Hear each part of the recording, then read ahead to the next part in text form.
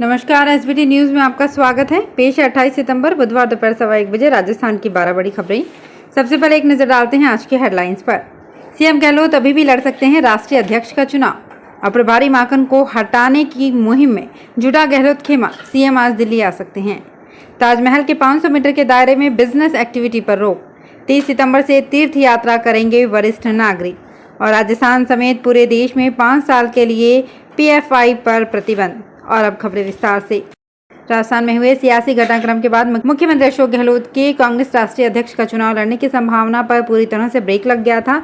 लेकिन मंगलवार को प्रदेश प्रभारी अजय माकन की ओर से सोनिया गांधी को पेश की गई रिपोर्ट में अशोक गहलोत को क्लीन चिट देने के बाद एक बार फिर से उनके राष्ट्रीय अध्यक्ष के नामांकन करने को लेकर कयास लगाए जा रहे हैं। इसे लेकर सीएम सलाहकार और निर्दलीय विधायक संयम लोढ़ा का कहना है कि सीएम गहलोत को राष्ट्रीय अध्यक्ष का चुनाव लड़ना चाहिए। राजस्थान कांग्रेस में चल रही सियासी उठापटक का असर कांग्रेस अध्यक्ष के चुनावों पर भी पड़ सकता है। मुख्यमंत्री अशोक गहलोत के नजदीकी 3 नेताओं को विधायक दल की बैठक के बहिष्कार पर नोटिस देने के बाद इस मामले में फिलहाल 10 दिन के लिए टालने का प्रयास माना जा रहा है। कांग्रेस के राष्ट्रीय अध्यक्ष के चुनाव को देखते हुए हाईकमान ने एक बार फिर इस विवाद को टालने के लिए जल्दी एक्शन लिया है। मुख्यमंत्री अशोक गहलोत का आज दिल्ली दौरे पर आने का कार्यक्रम बन रहा है। सुप्रीम कोर्ट ने मंगलवार को ताजमहल के 500 मीटर के दायरे में हर तरह की बिजनेस एक्टिविटी पर रोक लगा दी है। कोर्ट ने इसकी जिम्मेदारी आगरा डेवलपमेंट अथॉरिटी को दी है। जस्टिस संजय किशन कौल और जस्टिस एएस ओका की बेंच इस मामले पर सुनवाई कर रही थी। कुछ व्यापारियों ने इस मामले में कोर्ट में याचिका दायर की थी, जिसमें ताजमहल के आसपास चल रहे बिजनेस के काम पर रोक लगाने की मांग की गई थी। कोविड के चलते 2 साल से बंद वरिष्ठ नागरिक तीर्थ यात्रा की शुरुआत 30 सितंबर को होगी। राज्य सरकार की ओर से फ्री करवाई जा रही इस यात्रा के पहले जत्थे में 3 जिलों के 1181 यात्री दक्षिण भारत में रामेश्वर धाम के लिए रवाना होंगे। ये ट्रेन जयपुर से 30 सितंबर को दोपहर 12 बजे रवाना होगी। देवस्थान विभाग ने इसके लिए प्रोग्राम जारी कर दिया है। देवस्थान विभाग से जारी शेड्यूल के मुताबिक ट्रेन जयपुर के दुर्गापुरा स्टेशन से चलेगी। इसके लिए जयपुर के चयनित तीर्थ यात्रियों को सुबह 6 बजे पहुंचने के निर्देश दिए गए हैं। जयपुर से 827 यात्रियों को ले जाया जाएगा। विभाग ने केवल उन्हीं यात्रियों को बुलाया है जो पहली प्राथमिकता में आ रहे हैं। केंद्र सरकार ने आखिर देश भर के 15 से भी ज्यादा राज्यों में फैले संगठन पॉपुलर फ्रंट ऑफ इंडिया पर बैन लगा दिया है। ये बैन 5 साल के लिए लगाया गया है। सभी राज्यों को इस बैन के बाद होने वाली संभावित नेगेटिव मूवमेंट पर नजर रखने को कहा गया है। पिछले 6 दिन से देश के 15 से भी ज्यादा राज्यों में छापे मारकर संगठन के करीब 250 से भी ज्यादा लोगों को गिरफ्तार किया जा चुका है। राजीव गांधी ग्रामीण ओलंपिक खेल 2022 की जिला स्तरीय प्रतियोगिताएं 29 सितंबर यानी कल से आरंभ होंगी। इसके लिए सभी तैयारियां कर ली गई है। प्रतियोगिताओं का आयोजन सम्राट पृथ्वीराज चौहान खेल स्टेडियम चंद्रवरदाई नगर में होगा। प्रतियोगिता में जिले के 105 टीमें पहुंचेंगी। इसमें kabaddi, shooting ball, volleyball, hockey, kho kho एवं टेनिस बॉल क्रिकेट की प्रतियोगिताएं होंगी।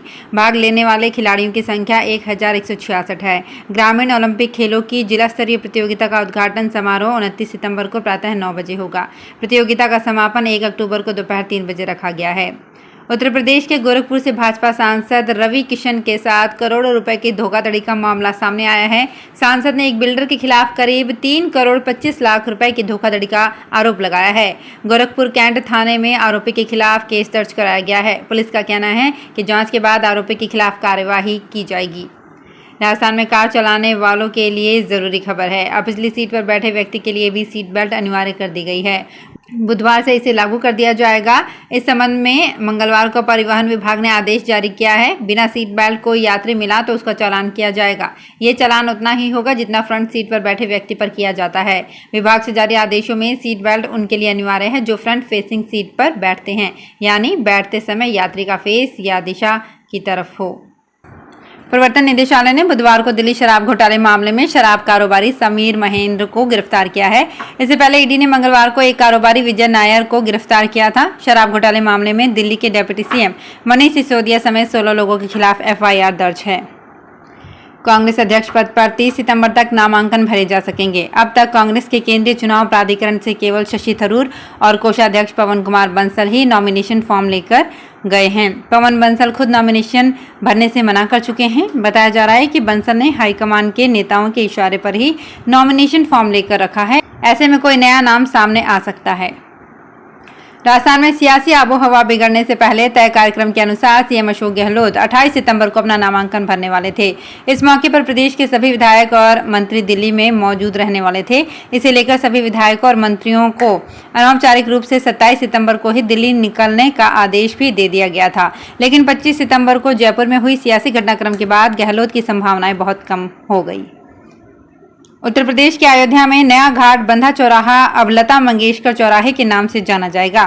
सुर साम्राज्ञी लता मंगेशकर के नाम पर बने स्मृति चौक का लोकार्पण बुधवार को सीएम योगी ने किया। उनके साथ केंद्रीय संस्कृति मंत्री जी किशन रेड्डी भी मौजूद रहे। इस मौके पर लता मंगेशकर के भतीजे और बहू भी मौजूद रहे। तो फिलहाल इस बुलेटिन में इतना ही, फिर हाजिर होंगे कुछ और बड़ी खबरों के साथ। अगर आप भी अपने आसपास की छोटी बड़ी और महत्वपूर्ण खबरों से अपडेट रहना चाहते हैं तो सब्सक्राइब कीजिए हमारे चैनल एसपीटी न्यूज को और प्रेस कीजिए बेल आइकन पर।